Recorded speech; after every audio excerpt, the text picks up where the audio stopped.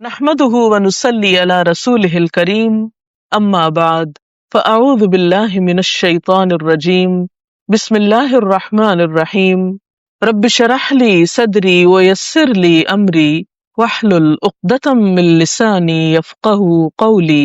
ہم سب جانتے ہیں کہ روزہ ایک فرض عبادت ہے۔ اگر کوئی شخص جان بوجھ کر بغیر عذر کے رمضان کا ایک روزہ بھی چھوڑ دیتا ہے اور بعد میں وہ زندگی بھر بھی روزے رکھتا ہے تو اس ایک روزے کے اجر کو نہیں پا سکتا جو اس نے رمضان میں چھوڑ دیا۔ ہمارے دین کا حسن ہی یہی ہے کہ وہ دین فطرت ہے، اس میں کسی بھی انسان پر ناروا بوجھ نہیں ڈالا گیا۔ قرآن پاک میں اللہ تعالیٰ فرماتے ہیں لا یکلف اللہ نفسا الا وسعها، اللہ تعالیٰ کسی نفس پر اس کی وسعت سے بڑھ کر بوجھ نہیں ڈالتا، اس کو تکلیف نہیں دیتا۔ قرآن پاک میں جہاں روزے کی فرضیت کا اعلان کیا گیا وہاں اس کے ساتھ ہی کچھ ایسی حالتوں کا بھی ذکر کر دیا گیا۔ عائشہ رضی اللہ عنہا سے روایت ہے کہ رسول اللہ صلی اللہ علیہ وسلم کو بعض اوقات اس طرح فجر ہوتی کہ آپ اپنی بیوی کے ساتھ ہم بستری کرنے کی وجہ سے جنبی ہوتے، پھر آپ غسل فرماتے اور روزہ رکھ لیتے۔ بخاری اور مسلم کی روایت ہے، دوسری حدیث سے پڑھ لیتے ہیں کیونکہ دونوں کا مفہوم ملتا جلتا ہے۔ وَعَنْ عَائِشَةَ وَأُمِّ سَلَمَةَ، اوپر والی حدیث صرف حضرت عائشہ روایت کر رہی ہیں، دوسری ام سلمہ بھی جو امہات المومنین میں سے ہیں، رضی اللہ عنہما قالتا، قالتا کیوں کہا گیا ڈوئل ہے جی۔ کان رسول اللہ صلی اللہ علیہ وسلم یصبح جنبا من غیر حلم ثم یصوم، متفق علیہ۔ حضرت عائشہ اور حضرت ام سلمہ رضی اللہ عنہما بیان فرماتی ہیں کہ رسول اللہ صلی اللہ علیہ وسلم بغیر احتلام کے حالت جنابت میں صبح کرتے پھر روزہ رکھ لیتے۔ بخاری اور مسلم نے روایت کیا ہے۔ اس سے پتہ چلتا ہے کہ حالت جنابت میں، اس کو حالت جنابت کہتے ہیں نا، جب فرض غسل کرنا ہوتا ہے شوہر بیوی کے تعلق کے بعد، تو ابھی نہائے نہیں، آپ سحری بنانے لگ گئے، آپ کھانے لگ گئے، اتنے میں اذان بھی ہو گئی، آپ اذان کے بعد بھی غسل کر سکتے ہیں، ٹھیک ہے۔ تو اس سے پتہ چلتا ہے کہ حالت جنابت میں سحری کھا سکتے ہیں، ٹھیک ہے، ناپاکی کی حالت میں سحری کھا سکتے ہیں، یعنی جنابت کی حالت میں روزہ رکھ کے پھر آپ بعد میں پہلی فرصت میں نہا لیں، کیونکہ فجر تو پڑھنی ہوتی ہے نا، اور نماز تو پاکی کے بغیر نہیں ہوتی، لیکن عمومی طور پر روزہ بند ہونے اور سورج نکلنے کے درمیان تقریباً 1.5 گھنٹے کا وقفہ ہوتا ہے، تو اس میں کھانے کے ایک دم فوراً بعد بھی غسل نہیں کرنا چاہیے، وہ بھی صحت کے لیے نقصان دہ ہوتا ہے۔ تھوڑا سا 10-15 منٹ کا وقفہ کر کے پھر نہا لے، پھر بھی فجر کا ٹائم ہوتا ہے، پھر انسان نماز پڑھ لے، تو اتنی دیر اگر وہ ناپاکی کی حالت میں بھی رہا ہے سحری کھانے کے بعد تو کوئی حرج نہیں، یعنی اس کا روزہ شروع ہو چکا ہے اور ابھی وہ ناپاک ہے تو وہ بعد میں نہا کے نماز پڑھ لے، کیونکہ نماز کے لیے طہارت ضروری ہے۔ اور یہاں یہ جو لفظ ہے نا جنبن من غیر حلم، احتلام کے بغیر جنابت، کیونکہ جنابت احتلام کے ساتھ بھی ہوتی ہے اور احتلام کے بغیر بھی، یعنی بیوی کے ساتھ تعلق کرنے کی وجہ سے۔ اب احتلام جو ہے یہ وسوسہ شیطانی کا نتیجہ ہوتا ہے، جس میں انسان کوئی ایسا خواب دیکھتا ہے کہ اس میں ہسبینڈ وائف کا ریلیشن شپ ہو رہا ہے، حالانکہ وہ حقیقت نہیں ہوتی، اور اس کے بعد یعنی منی ڈسچارج ہو جاتی ہے اس خواب کی وجہ سے بھی، کیونکہ بعض خیالات ایسے ہوتے ہیں کہ جن کی وجہ سے ایسا ڈسچارج ہو جاتا ہے جس پر غسل واجب آ جاتا ہے۔ ایک تو نا عمومی ویٹنس جو ایک نارمل نیچرل طریقے سے ہوتی ہے، یا لیکوریا کی ویٹنس، وہ اس سے فرق نہیں پڑتا، لیکن یہ ایکسیسو ڈسچارج ہوتا ہے جو یعنی پھیل بھی جاتا ہے، تو اس پر پھر یہ کہ غسل واجب ہوتا ہے۔ لیکن انبیاء چونکہ وسوسہ شیطانی سے محفوظ رہتے، اس لیے خاص طور پر یہ کہا گیا کہ احتلام کے بغیر دوسری جنابت کی حالت میں آپ روزہ رکھتے تھے، اور اس سے یہ بتانا بھی مقصود ہے کہ اگر احتلام کے بغیر بھی اگر کوئی ناپاک ہے سیکشل انٹرکورس کی وجہ سے تو سحری کھائی جا سکتی ہے۔ اب اس میں تھوڑا سا ذکر ہم کر لیتے ہیں، ایک اور جنابت کی حالت ہے وہ حائضہ کی ہے، پیریڈز کی وجہ سے۔ اگر حائضہ عورت طلوع فجر سے پہلے پاک ہو جائے، اس کا بلڈ آنا ختم ہو جائے، وہ صاف ہو جائے، چاہے وہ 1 منٹ پہلے کیوں نہ ہو، تو اس پر روزہ رکھنا لازم ہے، اور اس دن کا روزہ اس کا پھر صحیح ہوگا، اس پہ قضا نہیں ہوگی، کیونکہ اس نے پاکی کی حالت میں روزہ رکھا۔ چاہے وہ غسل طلوع فجر کے بعد کرے تو اس پہ کوئی حرج نہیں، لیکن یہ نہیں کہ آپ پاک ہی 15 منٹ بعد ہو رہے ہیں یا آدھا گھنٹہ بعد یا سورج چڑھنے کے بعد. کچھ لوگوں نے, ہم نے بچپن میں سنا تھا کہ 10 بجے تک پاک ہو جائے تو نہا کے روزہ رکھ لیں, شاید آپ نے بھی سنا. 12 بجے, اچھا آپ کے 2 گھنٹے اور زیادہ. یہ درست نہیں ہے, وہ روزہ نہیں ہوگا, ٹھیک ہے, اس کی قضا دینی ہوگی, وہ تو رکھنا ہی پڑے گا, ٹھیک ہے. اور اگر ایسے کچھ کر چکے ہیں تو احتیاطاً وہ روزے قضا کر لیں اپنے, کیونکہ لا علمی کی وجہ سے انسان بعض غلطیاں کر لیتا ہے. تو اس میں آپ دیکھیے کہ حائضہ کا حکم فرق ہے, ٹھیک ہے, کیونکہ اس کے پیریڈز ابھی ختم ہی نہیں ہوئے, تو ابھی وہ پاک ہی نہیں ہوئی, تو اب روزے کا وقت ختم ہو گیا, سحری کا وقت ختم ہو گیا, فجر ہو گئی, اب فجر بھی آدھا گھنٹہ گزر گیا تھا, اب وہ بے شک نہائے لیکن اس کا روزہ نہیں ہوگا. اسی طرح لگے ہاتھوں ہی بھی بتاتے چلوں کہ اگر افطار سے 5 منٹ پہلے بھی پیریڈ شروع ہو گئے, ثواب مل جائے گا انشاءاللہ آپ کو, سارا دن آپ روزے سے تھے, لیکن اس روزے کی قضا رکھنی ہوگی, ٹھیک ہے. اچھا کچھ لوگ کہتے ہیں آدھے دن کے بعد چونکہ وہ پیریڈز ہوئے ہیں تو اب اس کو کنٹینیو کرو, روزہ کنٹینیو کرو. نہیں بھائی, کوئی کنٹینیو کرنے کی ضرورت نہیں. اگر آپ کو میڈیسن چاہیے, اگر آپ کو پانی پینا ہے, اگر آپ کچھ کھانا چاہتے ہیں, تب آپ کا روزہ نہیں رہا. ہاں الگ ہے, روزے کا احترام تو اپنی جگہ ہے, وہ آپ سب کے سامنے تو وہ نہیں کھائیں پیئیں گے, لیکن ٹیکنیکلی آپ کا روزہ باقی نہیں رہا, ٹھیک ہے. طلوع شمس سے پہلے یا فجر کا وقت شروع ہونے کے ساتھ؟ طلوع فجر کی بات ہو رہی, جی, طلوع شمس نہیں, کیونکہ ٹھیک ہے. جہاں روزہ بند ہو گیا طلوع فجر شروع ہو گئی, یہ مطلب ہے. تو اس حدیث سے جو باتیں پتہ چل رہی ہیں وہ یہ کہ حالت جنابت میں روزہ رکھ سکتے ہیں, حیض کی حالت میں روزہ نہیں رکھ سکتے, ٹھیک ہے. اس سہولت کو کیوں رکھا گیا؟ مثلاً اگر آپ اٹھے ہیں دیر سے اور فجر ہونے میں صرف 15 منٹ باقی ہیں, اب آپ نہانے چل پڑے تو سحری نہیں کھا سکتے آپ, تو آپ کو سہولت دی گئی, پہلے کھا لو, روزہ رکھ لو اور اس کے بعد نہا دھو لو, ٹھیک ہے. اذان ہو بھی گئی تب بھی آپ بعد میں پاک ہو سکتے ہیں, کیونکہ نماز کے لیے غسل کرنا ہے نا, نماز اس کے بغیر نہیں ہوتی. لیکن یہ ہے کہ اس کیفیت کو معمول نہیں بنانا چاہیے کہ انسان چلو رخصت ہے تو خواہ لیٹ کرتے چلے جائے. اگر آپ کے پاس اتنا وقت ہے کہ آپ ان ٹائم سحری اور غسل دونوں کر سکتے ہیں تو غسل کر لینا افضل ہے. ایک ہوتی ہے افضل حالت اور ایک ہوتی ہے رخصت کی حالت. رخصت ہوتی ہے بطور مجبوری کے کہ ٹائم کم ہے, لیکن ہمیشہ انسان کو تقویٰ کے اعلیٰ درجے پر جانا چاہیے. آپ کو معلوم ہے نا کہ تقویٰ کے بھی درجے ہیں. ابن قیم کہتے ہیں کہ تقویٰ کے 3 درجات ہیں. نمبر 1, دل اور اعضاء کو محرمات اور گناہوں سے بچانا, دل اور اعضاء کو حرام چیزوں سے گناہوں سے بچانا.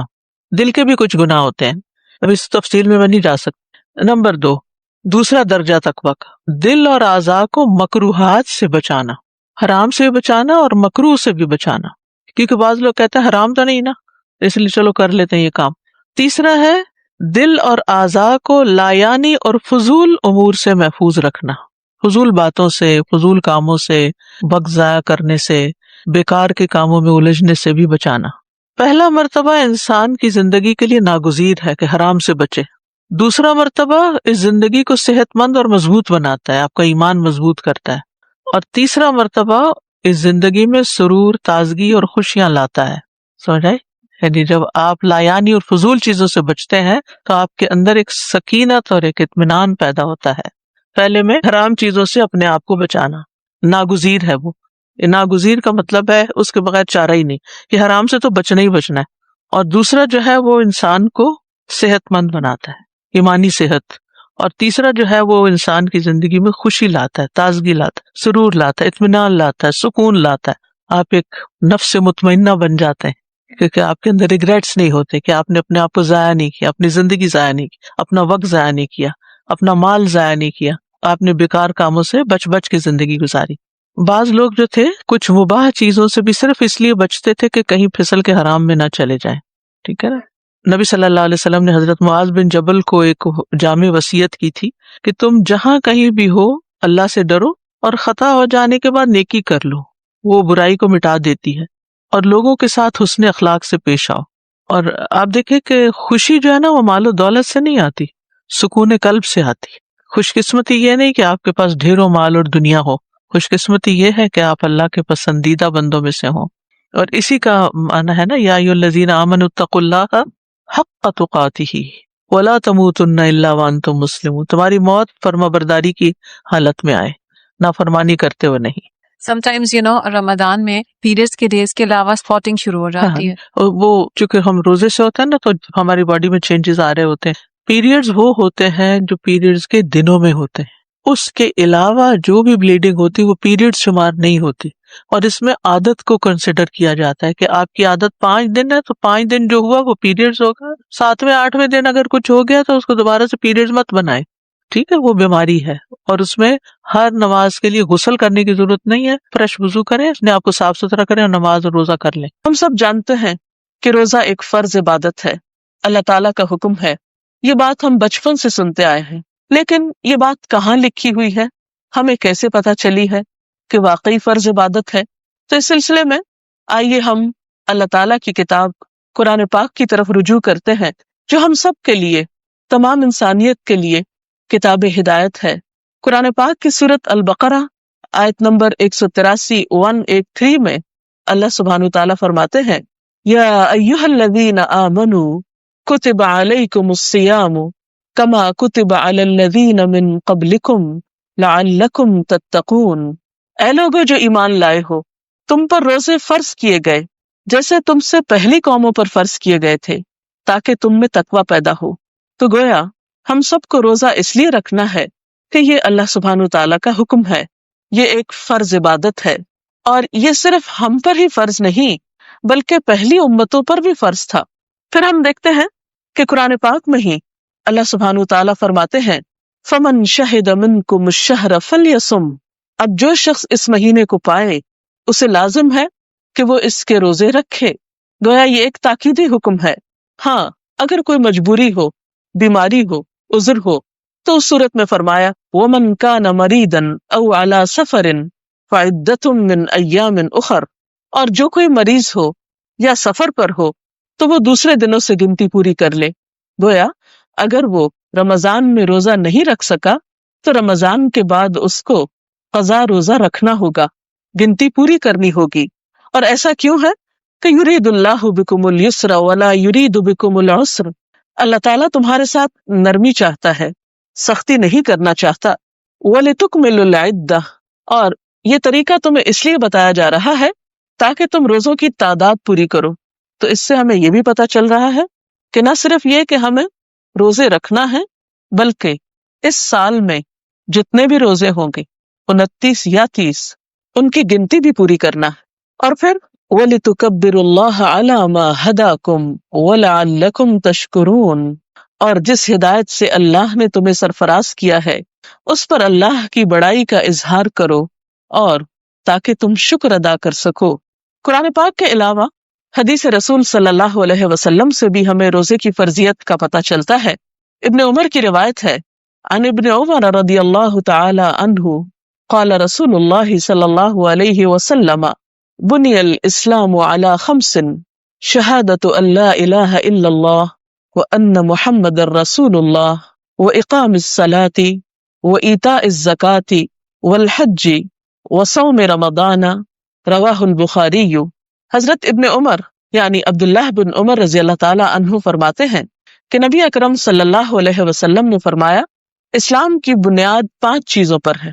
اور بنیاد یعنی فاؤنڈیشن جس پر کوئی چیز قائم ہوتی ہے.